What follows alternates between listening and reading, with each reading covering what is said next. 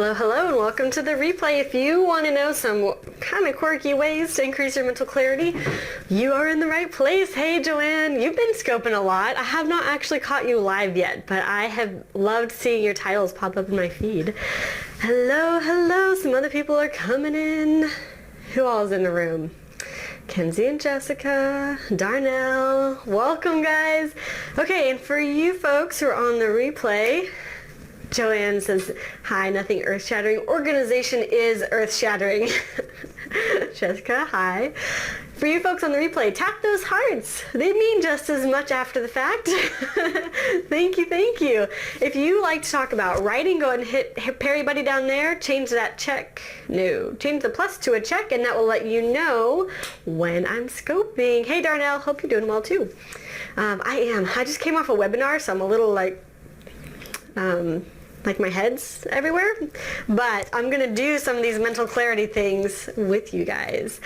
Fortune Craft, you are new. Welcome. What's your name? I'm pulling up your profile like a stalker. Jeffrey, welcome, welcome. Jessica says, I missed your webinar for my day job. They'll catch it tomorrow. There's a replay too. I'm a fan of replays because honestly, I usually watch the replay. Hey, hey. Kenzel, yes, I had a webinar. In fact, I'm doing another one tomorrow. I'll go and let you know where that is. It's paperravenbooks.com/12 steps webinar. 12 steps webinar. So like this, but with 12 steps webinar. And it's tomorrow at 11 a.m. U.S. Central Time. There'll be a replay too. It is seriously step-by-step how to write an ebook that boosts your business and builds your platform. It's pretty awesome content. You're writing it down now. Thank you, Joanne. It'll be on Twitter too. You can catch, I'll post the link on Twitter at MorganGMac. So, that's the Switch Biz overnight. I don't know. This is more for me if you already have a message that you want to share and that you kind of are sharing either through a business or nonprofit, movement, awareness, whatever it is. If you have something that you feel called to share, an ebook is a really great way actually to start building that momentum. And so this is kind of the 12 steps to literally write the book. We're not talking about marketing or anything like that. Based on previous combo. Oh yes, based on yesterday. Exactly, Kinsey. Yep.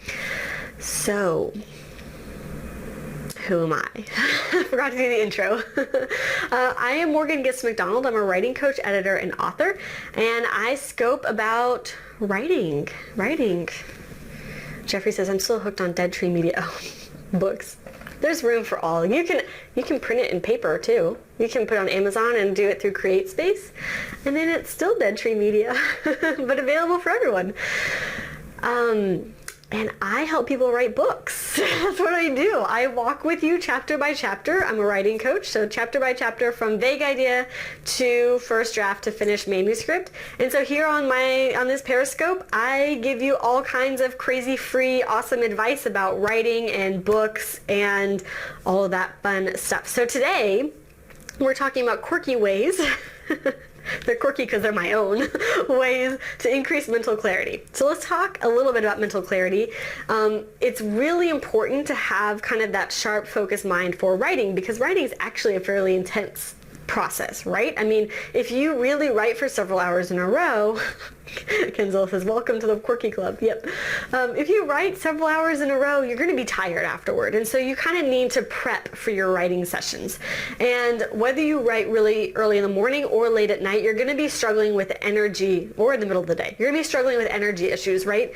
So if you write early in the morning, you've got like the morning brain fog and you got to kind of wake up and get going. If you're writing in the afternoon, you probably have a post-lunch brain fog and you need to sharpen up. If you're dealing with the end of the day, you're probably tired and you've used all your adrenaline and you just don't feel like you have a second wind in you. So I find that most people struggle with first getting the energy level up and then focusing. So that's usually how I struggle. And oh, Jeffrey says, yeah, I have lots of brain fog. That's what I usually struggle with. I will say some foundational stuff that I'm actually not really talking about today would be you cannot get around the fact that the food you eat and the amount you sleep and the amount that you exercise contribute greatly to your mental clarity. I mean, how many scientific studies do we need that says you should eat healthy, get enough sleep, and exercise? Like, there are a bajillion. First, we need to do that, but I will put that aside. Miguel says, I woke up at 5 in the morning and had a 40-minute writing session. I'm so proud of you too. Good job, Miguel. That is awesome. And that is the way to turn pro, am I right? Okay, so assuming we're going to table that discussion because you don't need a writing coach to tell you how to live a healthy life. Kenzel, autoimmune and brain fog. Ooh, yeah, for sure. I mean, and when you're talking autoimmune diseases, then it's really difficult to talk about the whole exercise and sleeping well too, because those usually are affected as well. So while I can't, and I'm not honestly qualified to talk about those basic nutritional things, here are some random things that I do. So in the mornings, I have started having this interesting beverage because I write first thing in the morning. I brought my ingredients with me. Okay, so I don't hit coffee first because I'm trying to wean off of coffee a little bit. I take, this is a demonstration scope. I take ginger and I slice off, I have about 4 slices, and I put it in a pot of boiling water and bring it up to a boil and then let it simmer for 20 minutes. Ginger. Jen says, welcome to my world, a celiac personal trainer working out while in a fog. Oh, sorry. Oh, and you can't drink coffee anyway, so try this. You might love this. Okay, it starts with the ginger, right? You're going to bring it to a boil, let it simmer. And then I strain it into a mug. Get this. Joanna says, love ginger. Yes, oh, that's such a good idea. Okay, and then I put some honey in. And then I put some lemon in. And then I put some cayenne pepper in for a real kick. Okay, and sometimes when I'm really tired, I actually just pour some of the lemon juice into a spoon and just drink it straight. Because the interesting thing between the body, thanks for the hearts, guys. This is so crazy, isn't it? But it totally works. Okay, the interesting thing about the mind-body connection is that when you put pungent, spicy, surprising things into your sensory system, your mind like wakes up. It's like, whoa, what the F is happening? Like, why did someone just put lemon juice in my mouth? Yes, and so sometimes if I'm really tired, I'll start with a big spoonful of lemon juice, and it's like, but it works. And then I drink this concoction with the ginger and the honey and the lemon and the cayenne pepper. And so that kind of gets my system rolling. And then I have not yet introduced caffeine into my system, so then the coffee actually has a more sustained effect for me. Kenzel, I drink a protein smoothie because you don't like breakfast. I don't like to fix breakfast, and I get up so early that by the time everyone else is up, I'm hungry. So I agree. I usually have a protein shake. Okay, so that's what I do kind of first thing in the morning or in the day if I need to. Other weird ways to wake up your mind. Sometimes I hang upside down. Just lay on my bed and hang my head off the edge of the bed upside down for just a minute. I don't even know if that is scientifically a good idea, but it really helps. Inversion table? Okay, someone has a legitimate name for this. Okay, and then of course, like, you should, if you're really just feeling stiff in your back and stuff, you should scope it. That would be awesome. If you're feeling all that stiffness, like, dude, get up and stretch. Like, stretch your arms, bend over, touch your toes, like, reach, like, freeing up that circulation in your body actually, I mean, I'm not a nutritionist or physiologist or anything like that, but I think does increase the circulation, and of course your brain, neurons and whatever, getting circulation is going to help you be more clear. Okay, so half the battle is getting your neurons firing, right? So drinking some lemon juice. Oh, shoot, I didn't bring this part for the demonstration. But I also have a bottle of essential oils with peppermint. So I actually keep this, it's usually by my desk. It's not in this room right now. But it's a bottle of peppermint oil, and I just sniff it. I just open it up and I just sniff that peppermint oil and just like let it sit under my nose for a good 10 seconds, and that really helps. Kenzel says apple cider vinegar. Ooh, I like that. I'm going to try apple cider vinegar for sure. Okay, so peppermint oil really helps to kind of clear that mind. You can also, like, if you have a, what are they called, diffuser? Diffuser? Oh, 3 times a day? You can diffuse it in the room. Be careful with peppermint oil. I have gotten it in my eyes before, and it stings like crazy. I just fell on the ground. Like, my kids were watching me, and I was just like on the ground, like crying, and they were like, what is mom doing? Peppermint and lemon. That's a good idea. I think I have some lemon essential oil too. Flush with carrier oil. Well, if I'd had carrier oil, that would have been a good idea. It does stink. Okay, so the ginger concoction, sniffing the peppermint oil, doing physical things like literally stretching or hanging your head off the bed. Those are all good things to kind of bring that awareness. But then, ooh, coconut olive or jojoba. We need like a conversation. We need to like take this to Twitter. I need to just gather all of those data. Coconut oil. Is that for the peppermint sting? I gotta connect with you guys and figure out what we're talking about. Because I've lost this thread. But next, the main problem is getting the excited neurons sort of to focus. All right, so this is where we come back into breathing techniques.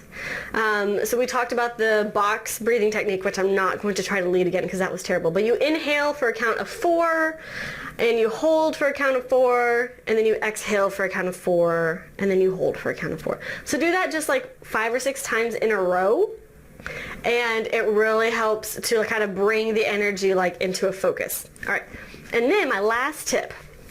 If you are sitting, thanks for the hearts, guys. This is such a weird topic. I'm glad y'all are into it. I must be surrounded by the right people.